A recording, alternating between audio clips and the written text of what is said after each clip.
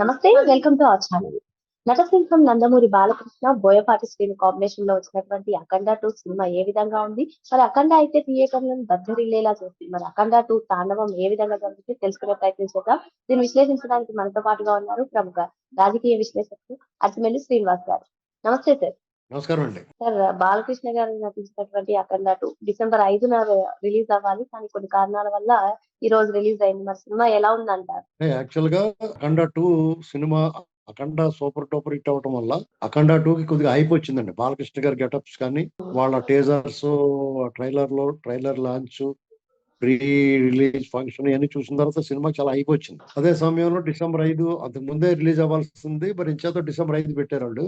అక్కడ కూడా అనుకోకుండా వాళ్ళకి ఆ సమయానికి ఇబ్బందులు వచ్చినాయి. దాంతో సినిమా వాయిదా పడుతుందా, లేకపోతే ఆ రోజు రిలీజ్ అవుతుందా, ప్రీమియర్ షోస్ పడతాయా లేదా అనేటువంటి ఒక ఉత్కంఠ అయితే ఆ 2 రోజులు నడిచింది గట్టిగా. 4వ తారీఖు, 3వ తారీఖు, 4వ తారీఖు చాలా టెన్షన్ గా నడిచింది. తర్వాత సినిమా షోస్ లేవు, క్యాన్సిల్ అవుతున్నాయని చెప్పారు. మళ్ళీ ఎప్పుడనేటువంటి లాస్ట్ బుధవారం వరకు చెప్పలా. బుధవారం నాడు ఎప్పుడో ఈ 12వ తారీఖు అనౌన్స్మెంట్ చేసినట్టున్నారు. సరే, అయితే చాలా మంది ఏమనుకున్నారంటే అభిమానులు అయితే చాలా నిరాశపడ్డారు. అందులో పనిచేసిన వాళ్ళందరికీ బాధ పడితే బాలకృష్ణ గారికి కూడా కొంచెం ఇబ్బందిగా అనిపించి ఉండొచ్చు. డైరెక్టర్ గారికి, వీళ్ళందరికీ, ఆర్టిస్టులు అందరికీ కూడా మంచి సినిమా పడుతుంది మనకే అనుకున్న వాళ్ళు ఒకసారి ఇలా జరిగేటప్పుడు కొంచెం వాళ్ళంతా నిరాశపడి ఉంటారు.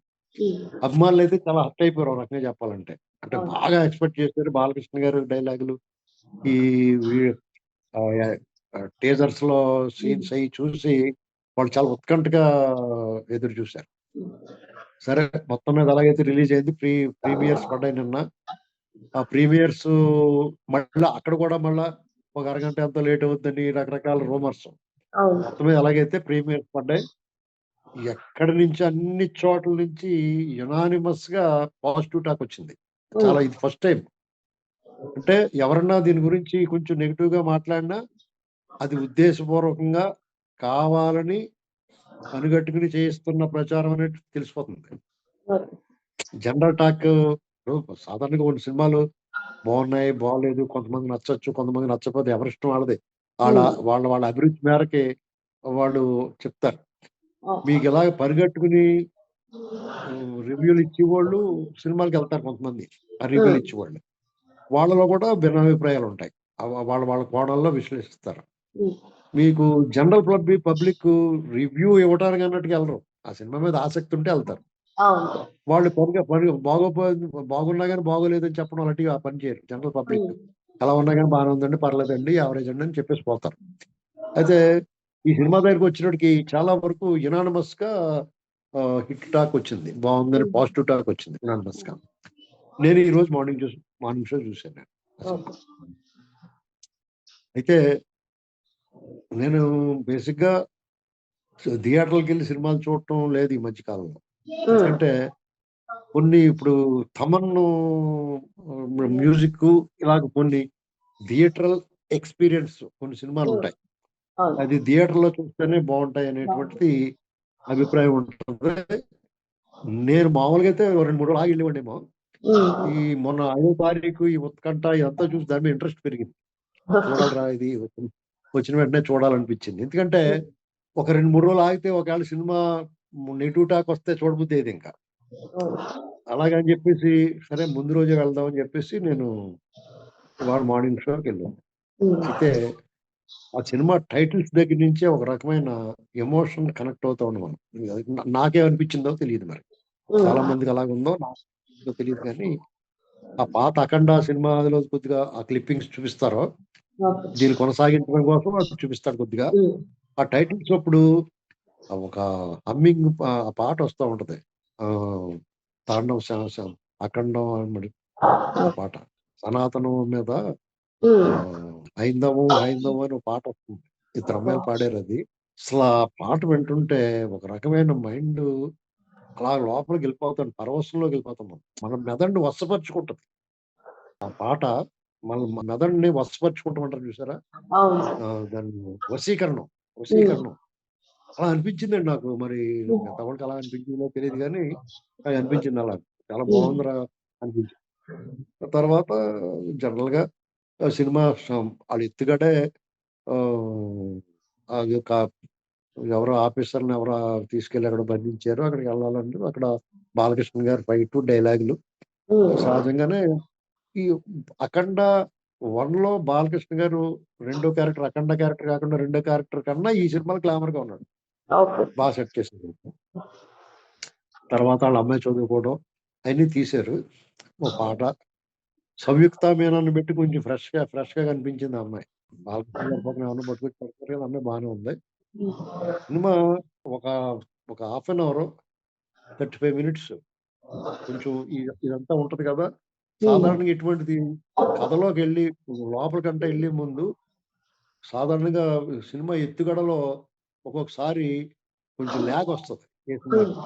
ఇది అదేమి లేకుండా ఒక మంచి యాక్షన్ సీక్వెన్స్, ఒక పాట ఎంటర్టైన్మెంట్ పాట బాలకృష్ణ అభిమానుల కోసం అన్నట్టుగా ఒక మంచి పాట చాలా బాగుంది. అది చాలా మంది డాన్సర్లను పెట్టి చేశారేమో అది ఓరెత్తిపోయింది. అది నాకు మామూలుగా ఉన్నా కానీ వాళ్ళ అభిమానులకు మాత్రం చాలా ఉత్సాహపరుస్తూ ఉంటది. వాళ్ళు ఎంజాయ్ చేస్తారు బాగా. తర్వాత ఇది వీళ్ళ ఎత్తుగడ ఆ కుంభమేళ, ఆ దృశ్యాలు, ఇది ఇతర దేశాల కుట్ర. అఖండ సినిమాకి వచ్చినప్పుడు లోకల్ పాలిటిక్స్ మీద ఆయన తీసుకున్నాడు. లోకల్ పాలిటిక్స్, ఆ మైనింగ్ వాటి మీద. ఇది ఏకంగా ఇతర దేశాల కుట్ర, మన సరిహద్దు దేశాలైన చైనా అనుకోండి, చైనా కానీ టిబెట్ కి సంబంధించి వాళ్ళ టిబెట్ కి మనం సహకరిస్తున్నామని చైనా వాళ్ళు మన మీద కోపం పెంచుకుని అలాగ వాళ్ళు మనల్ని వాళ్ళు అటాక్ చేస్తున్నప్పుడు మన ఈ భక్తి భావం, దేవుడు అంటే నమ్మకం, దేవుడు లేడనేటువంటి వాళ్ళ కాన్సెప్ట్ తీసుకుంటారు. దేవుడు లేడు అనేటువంటి దాన్ని మన భారతదేశానికి చెప్పాలనుకుంటారు. లేడురా దేవుడు ఉన్నాడని అఖండ నిరూపిస్తాడు అనమాట. ఇది మెయిన్. దానికి మధ్యలో వచ్చిన సీన్స్ సాధారణంగా ఒక్కో సినిమాకి ఒకటో రెండో గూస్ బంప్ సీన్స్ ఉంటాయి, డైలాగులు కానీ. ఈ సినిమాలో మొత్తం గూస్ బంప్సే, అన్ని సీన్లు గూస్ బంప్స్ వస్తాయి. రోమాలు లెక్కపొడుచుకుంటూ ఉంటారు. రోమాలు లెక్కపొడుచుకుంటూ రోమాలు అలాగే ఉండిపోతాయి ఇందులో. అంటే ఇప్పుడు దేశభక్తితో సనాతన ధర్మాన్ని సింక్ చేయడంలో డైరెక్టర్ సక్సెస్ అయ్యారంటారు. ఖచ్చితంగా ఇందులో మనకి పేట్రియటిజం అలాగే సనాతన ధర్మం గురించి నిజంగా కొన్ని డైలాగులు ఉన్నాయండి. అవి మనం చెప్పకుండా సినిమాలు చూస్తే ఎంజాయ్ చేస్తాం. మనం చెప్పకూడదు, న్యాయంగా రివీల్ చేయకూడదు. అవి ఎంజాయ్ చేయాలి, లోపల ఆలోచించాలి. కొన్ని సంభాషణలు అయితే రెండో మా బాలమురళి అన్న క్యారెక్టర్ ఉంటుంది బాలకృష్ణ గారిది. ఆ క్యారెక్టర్ అఖండ పాత్రధారి బాలకృష్ణ గారు చెప్పిన సంభాషణలో చాలా పవర్ఫుల్ గా ఉంటాయండి. అది ఒక రకమైన మనల్ని జుట్టు పట్టుకుని గుంజినట్టు ఉంటుంది ఒక డైలాగ్. ఒకటైతే భక్తి భావంతో పరవశించిపోతాం, ఒక్కో దాంట్లో అయితే ఆలోచింపజేసే విధంగా ఉంటాయి. అంటే ఒక సినిమా వల్ల ఏదో ఆలోచించేసి మారిపోయి ఉంటారని కాదు. అంటే మనం నిత్యం జరుగుతున్న కొన్ని సంఘటనలో మన దైనందిన జీవితంలో రకరకాల విషయాల్లో మనం ఏమనుకుంటామో ఏమి చేయలేకపోతామో మన తెర మీద కనపడితే మనం ఎంజాయ్ చేస్తాం. ఇదే మ్యాజిక్. సినిమాని ఓన్ చేసుకోవడం, ఆ హీరోని ఓన్ చేసుకోవడం కానీ ఆ కథలో లీనం అవటానికి కారణం ఏంటంటే దైనందిన జీవితంలో మన కళ్ళ ముందు కొన్ని దుర్మార్గాలు, రాక్షసత్వాలు, దేశద్రోహాలు, ధర్మద్రోహం, దైవద్రోహం, దైవ దూషణ ఇలాంటివన్నీ చూస్తూ ఉంటాం మనం. ఇలాంటి దాని మీద ఎవరన్నా ఒకళ్ళు వచ్చి దీని అన్నిటిని అరికడుతున్నప్పుడు మనం వాటితో ఎమోషనల్ అటాచ్మెంట్ వస్తుంది మనకి. ఆ అటాచ్మెంట్ వస్తుంది ఈ సినిమా చూస్తాం. ప్రతి ఒక్కళ్ళు ఈ సినిమా చూస్తే రాదు. ఎందుకంటే నువ్వు హిందువు అయినా కాకపోయినా, హిందువు అయితే పూర్తి స్థాయిలో నువ్వు చాలా సంతోషంగా అందులో లీనమైపోతావు. హిందువు కాకపోతే కూడా నీకు ఒక ఆలోచన పెరుగుద్ది. మతం మారిపోవాల్సిన అవసరం లేదు. అసలు ఏం జరుగుతుంది అనేటువంటిది ఏంటి, ఎలా తీశారని చూడొచ్చు. వాళ్ళ భావన ఎలా ఉందనేటువంటిది. ఇక్కడ ఇంకో క్యారెక్టర్ ఉంది, ఆది పినిశెట్టి. అది నేను మొదట ఆ ట్రైలర్ లో చూసి ఇదేట్రా బాబు ఇలా ఉంది అనుకున్నాను నేను. ఇదేదో వాళ్ళు వస్తాయి కదా హారీ పాటర్ సినిమాలు అలాంటివి ఉంటాయి కదా, అలాంటి అందులో లాగా పెట్టేసేటమే ఉన్నాను. దెబ్బైపోద్దేమో అనుకున్నాను నేను. అంటే డౌట్ లోపల నేను దెబ్బైపోతాడేమో, లేకపోతే హారీ పాటర్ సినిమాలో లాగా పెట్టేసారేమో అందరూ కూడా అలా ఉంటాయి కదా, మోకాలు గట్ట వచ్చేస్తూ ఉంటాయి. కానీ దానికి కూడా క్యారెక్టర్ అవసరం ఉంది. ఎవరైతే ప్రతినాయకులు ఉన్నారో వాళ్ళకి ఈ అఖండ అనేటువంటి ఒక ఫోర్స్‌ని, ఈ దైవ శక్తిని ఎదుర్కోవడానికి ఒక ఈవిల్ ఎలిమెంట్ కావాలి. ఆ ఈవిల్ ఎలిమెంటు ఆది పినిశెట్టి. దాన్ని కూడా కరెక్ట్‌గానే డిజైన్ చేసాడాయన. అసలు వీళ్ళిద్దరికి వైరం ఏమైనా ఉందా లేదా? ఎక్కడంత ఫ్లాష్ బ్యాక్ ఉంటది. అది కూడా బాగుంది. ఈ అక్కడి నుంచి ఆ పిల్లని కాపాడతాడు.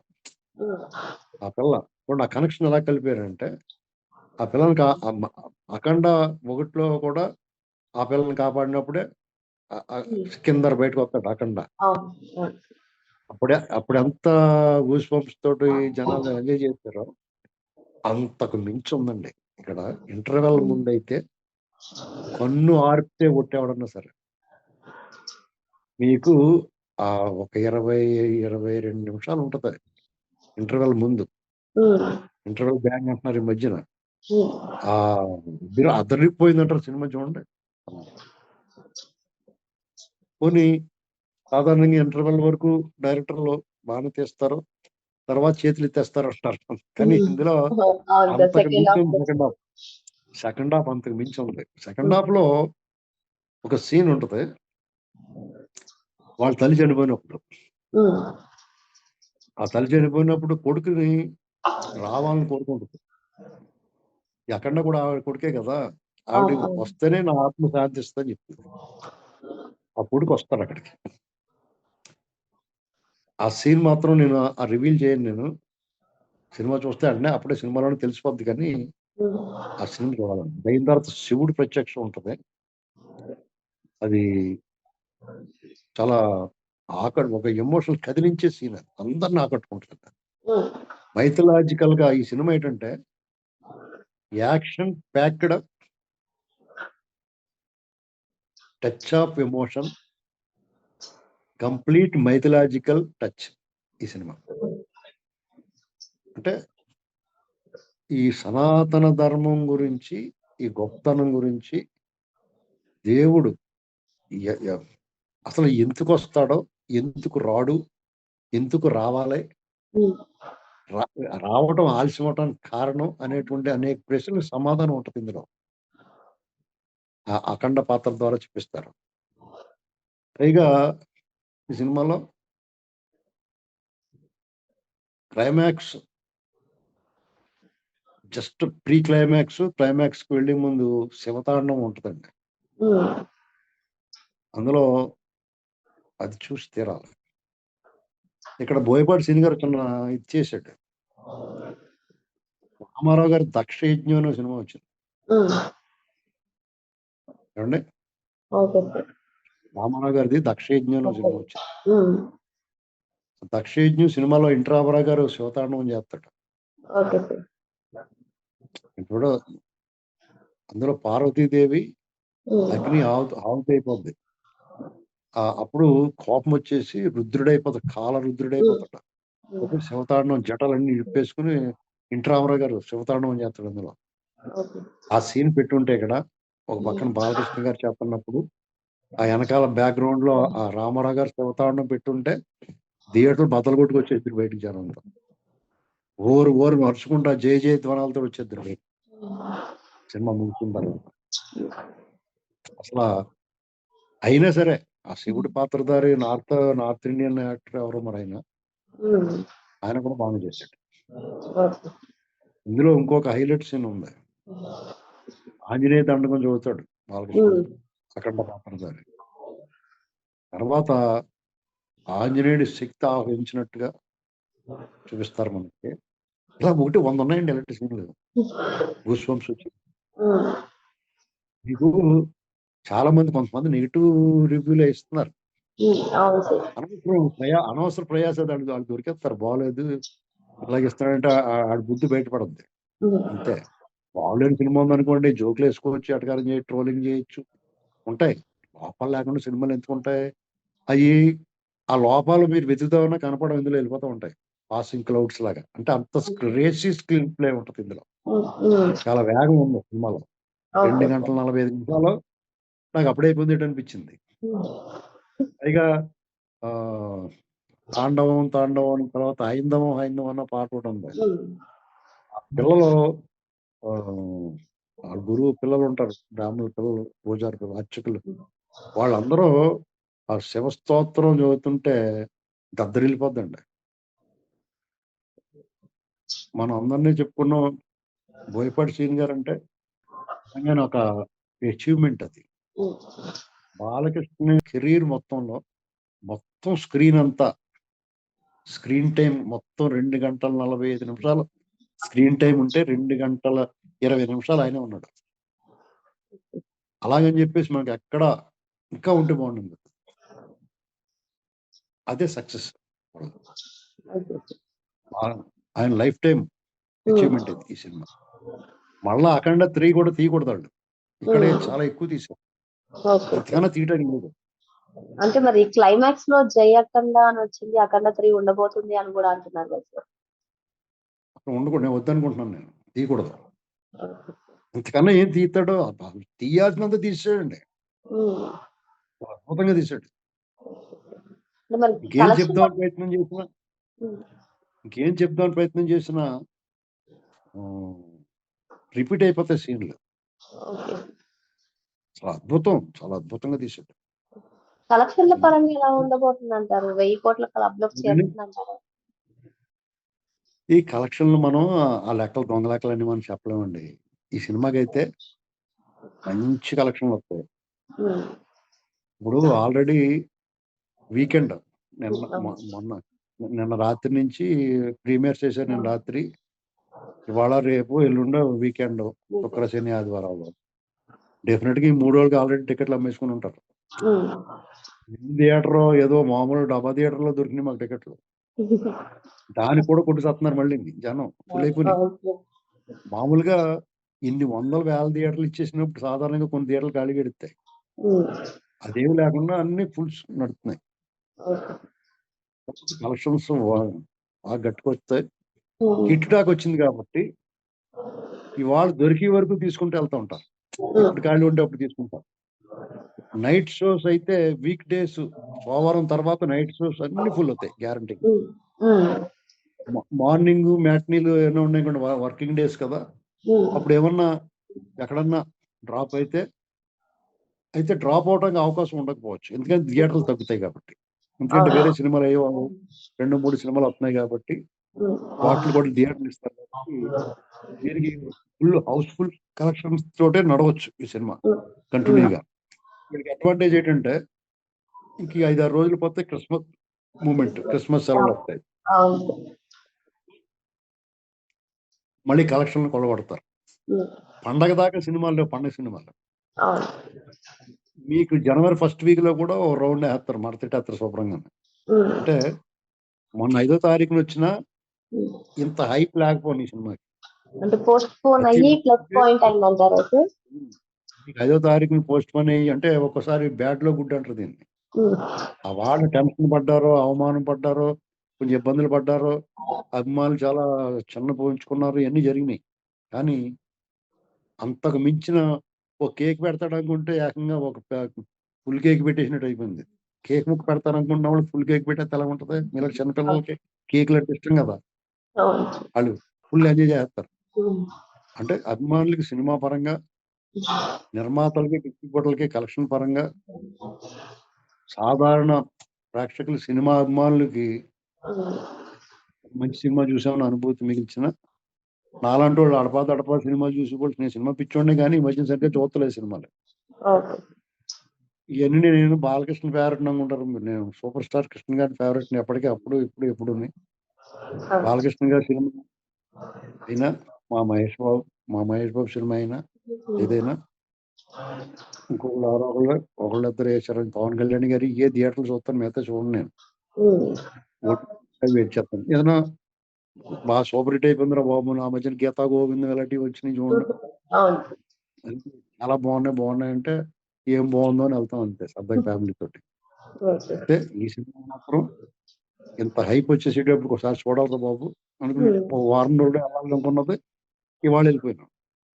ఇవాళ వెళ్ళేందుకు నాకు చాలా బాగా నచ్చింది, బాగా తీశారు. బాలకృష్ణ గారు తన విశ్వరూపం చూపించాడు, శివతాండం ఆడేశాడు ఆయన. ఉమ్, అయితే ఎరగదీశాడు. నాకు మళ్ళీ చూడాలని ఉంది. ఓకే. ఎక్స్పీరియన్స్ ఉమ్, ఆ ఎక్స్పీరియన్స్ అంటే ఎవరిని చెప్తే నవ్వుకుంటారేమో కానీ కొన్ని సీన్లలో ఈ హైందవం అంటే నేను హిందువుని కాబట్టి అనిపించిందేమో. ఉమ్, కొన్ని సీన్స్ లో నాకు ఎమోషన్ అయిపోయి కళ్ళనీళ్ళు వచ్చినాయండి. అంటే కొన్ని సినిమాలు కరుణ రసం వల్ల కానీ ఉమ్, మనం ఎక్కువ ఎక్కువ కనెక్ట్ అయిపోవటం వల్ల ఆ పాట వింటున్నప్పుడు నాకు ఒక రకమైన అనుభూతి కలిగింది. ఓకే. ఆ, హైందవం హైందవం అన్న పాట, ఆ పిల్లలు పాడిన పాట వింటున్నప్పుడు ఉమ్, ఉమ్, బాలకృష్ణ గారి నోట్లోంచి కొన్ని సంభాషణలు నేను చెప్పను, చూడాలి. అవి వింటున్నప్పుడు ఒక రకంగా కళ్ళు తడైపోయినాయి. ఉమ్, అందరికీ రావాలని రూల్ ఉండదు. నేను లవ్ కోస్ సినిమాలో పిల్లలు పాడుతుంటే ఏడిపోతుంది నాకంటే ఒక ఎమోషనల్ ఫీల్ నేను. ఓకే. కాబట్టి అయి ఉండొచ్చు. ఉమ్, కొంతమందికి పాము కుట్టిన ఏమవదు, కొంతమంది సీమ కుడితే కూడా బేరమంటారు. అలాగా నాకు విషయాలు కూడా ఎమోషనల్ అవ్వచ్చు. ఏవైనా ఈ సినిమా నెగిటివ్ అంటే దురభిమానులు అంటే ట్రోల్ చేద్దాం అనుకున్న వాళ్ళందరూ కూడా దీనికి విరమించుకుంటే మంచిది. ఎందుకంటే మంచి సినిమా మీద మీరు అకారణంగా దాని మీద ఏమైనా ట్రోల్ చేసినా, నెగిటివ్ రివ్యూలు ఇచ్చినా, ఏముందిలే అన్నట్టు చెప్పినా వాళ్ళు ఏమనుకుంటారండి అవతల వాళ్ళు, మీ ముఖస్తుతి కోసం ఏదో చెప్పాళ్ళు అనుకుంటారు, కానీ తర్వాత మీరు ఎంత సన్నసో తెలుస్తుంది. ఓకే. సార్ మరి అవుట్ ఆఫ్ 5 ఎంత రేటింగ్ ఇస్తారు సార్ మూవీకి? నా రేటింగ్ 5 అండి. అందులో లొసుకులు ఎతకడానికి ఏముంటాయి, బాలకృష్ణ మీసం సరిగ్గా పెట్టుకోలేదు కట్టాను కూడా అనొచ్చు. కాదు కదా.